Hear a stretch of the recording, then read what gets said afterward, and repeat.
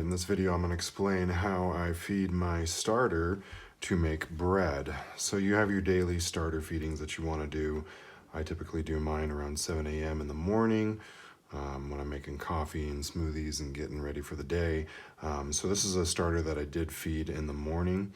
There's roughly around 23 grams or so of starter in here, but considering what's on the sides here, I would say there's probably around 20 grams of active starter in here. So this is something I've been feeding for a couple days now, ready to go.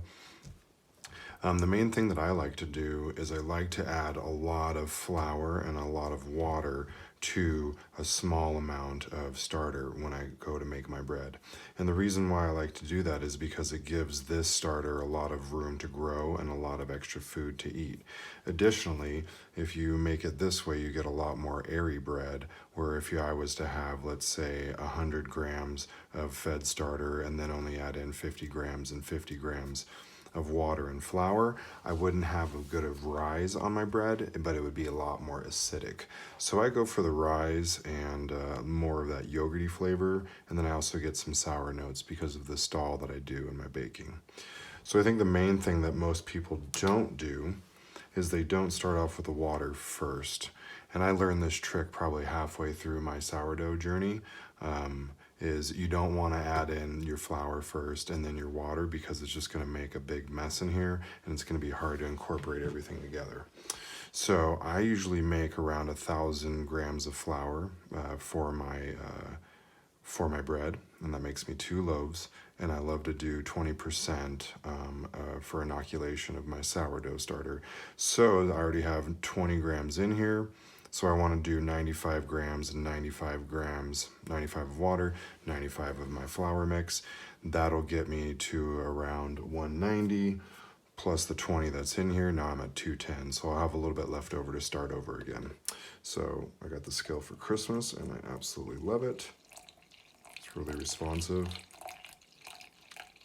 This is water that I preheated to around 80 degrees.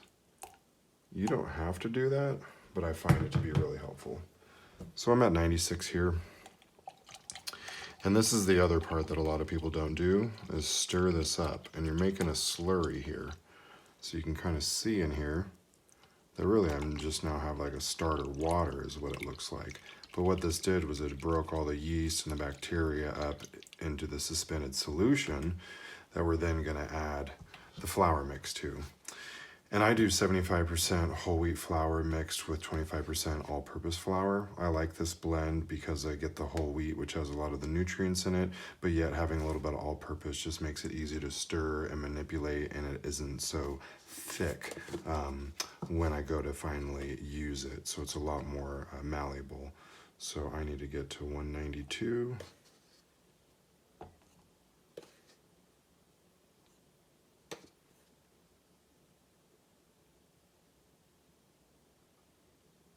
There we go.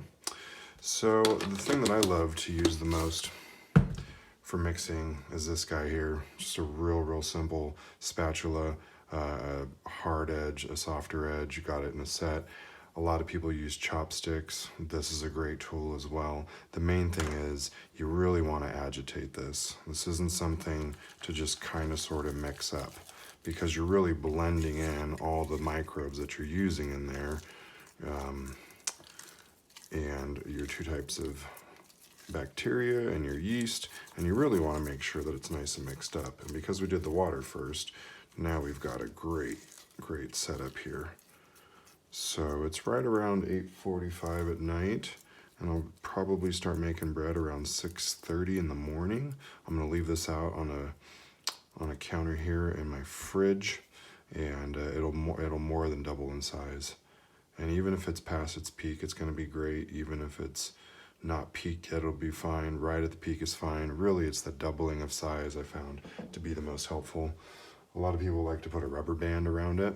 I really love these mason jars because you can kind of see where it stopped, and we're right around 6, so it'll be up to 12 by the time I'm ready to go in the morning.